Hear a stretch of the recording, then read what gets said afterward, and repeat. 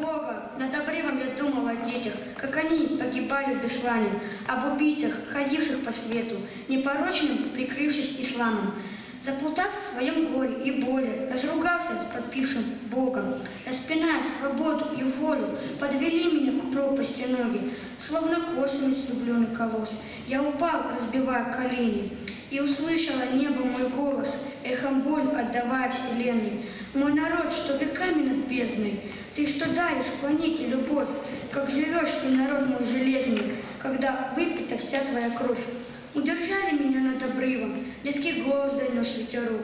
Обернись, дядя, видишь, мы живы, нами выучен первый урок. В небе не было ангелов светом, или было, но было немного.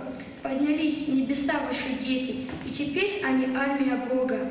Не печалься, утри свои слезы, но теперь защитим наш народ. Все, кто грязью за спинами ползал, мы увидим у Божьих ворот. Кто сегодня грехами наполнил, он и сыт, и обут, и одет, но проснется когда-нибудь в полдень, а его на земле уже нет. И поверит он в Бога на небе, и когда донесется как гимн, отдохнув по убийцам молебен, он ответит за все перед ним. На краю, озаренной улыбкой, я чудесной не видел картины, слезы радости чистой и липкой по щекам моим волны катили.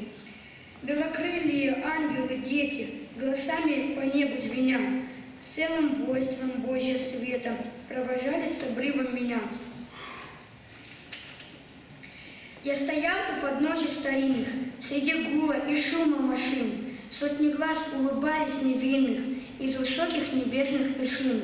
Я за слабость мою извинился, и за то, что их побеспокоил, ангел меньше под облако взвился, помахав на прощание рукой.